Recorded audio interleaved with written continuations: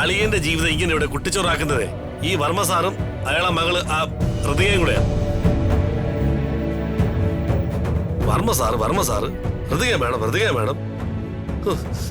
രാജുവിന്റെ ചുണ്ടിന് ഏത് നേരവും ഈ മന്ത്രം മാത്രമല്ലേ പ്രിയെ? രാജുവിന് ആപത്തൊക്കെ വന്നു ആരാ നിന്നോട് പറഞ്ഞേ? അതൊക്കെ ഞാൻ അറിയും. കാരണമേ രാജുവിന്റെ കാര്യത്തിൽ ഉത്കണ്ഠ നിങ്ങളെക്കാൾ കൂടുതൽ എനിക്കാ. അങ്ങനെ അവരൊക്കെ വലിയ ആളുകളായിരിക്കും. പക്ഷെ അവർക്കൊക്കെ വേണ്ടി ഒരാളിങ്ങനെ മരിക്കാൻ നടക്കുന്നത് ശരിയാണോ?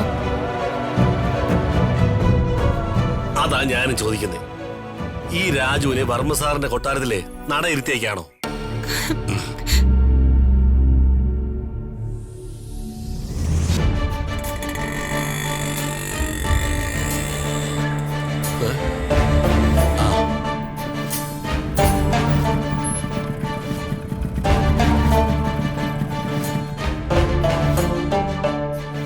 ദൈവമേ, പരുക്ക് പറ്റിയ കാര്യം ആരും അറിയണ്ടെന്നാ വിചാരിച്ച. ഇതിപ്പോ എല്ലാരും വീടിന്റെ വാതൊക്കെ തന്നെ ഉണ്ടല്ലോ.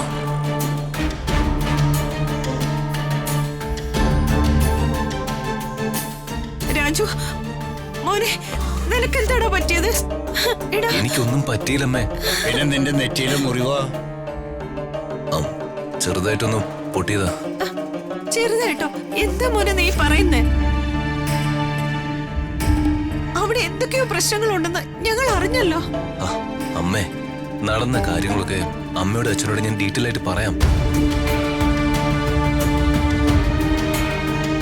നിങ്ങളെ ചിലരൊക്കെ വന്ന് വെറുതെ പേടിപ്പിച്ചിരിക്കുക. എനിക്ക് കുഴപ്പങ്ങളൊന്നുമില്ല. കണ്ടില്ല എന്നെ?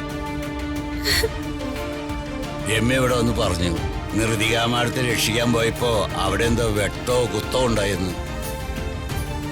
രമ്യക്ക് പിന്നെ അവിടെ നടക്കുന്ന കാര്യങ്ങൾ അന്വേഷിക്കുന്നതാണല്ലോ പ്രധാന പണി.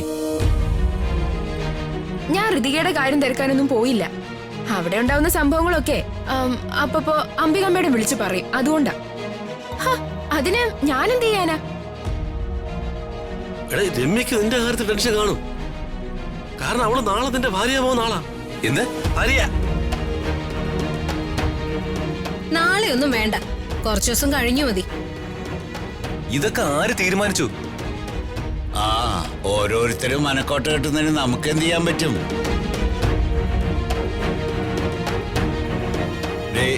നീ കുറച്ച് വെള്ളം ചൂടാക്ക്. രാജു ചൂടുവെള്ളത്തിലൊന്ന് കുളിക്കട്ടെ. യൂക്കാലിട്ട് കുളിച്ച വേർപിടുത്തം ഉണ്ടെങ്കിൽ അതങ്ങ് മാറി കിട്ടും. വാ മോനെ, നടക്ക. രാജുവിടെ നിന്നേ.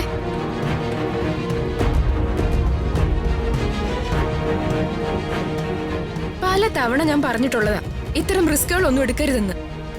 ആ വർമ്മ സാറിന്റെ കുടുംബത്തിന് വേണ്ടി കഷ്ടപ്പെട്ട് രാജുവിന്റെ ആരോഗ്യം നശിപ്പിക്കരുത്. ഞാൻ പറഞ്ഞേക്കാം. നീ പേടിക്കണ്ട, ആ ബാധ പോയി. ചില പ്രേതങ്ങളെ ഒഴിപ്പിക്കണമെങ്കിൽ കടുത്ത മന്ത്രവാദം നടത്തണം. എന്നിട്ട് ആ ബാധയെ ചോറ്റാനിക്കരെ കൊണ്ടുപോയി തളയ്ക്കണം. തൽക്കാലം നിന്നെ ഉദ്ദേശിച്ചല്ല ഞാൻ പറഞ്ഞത്. നോവിനാലേ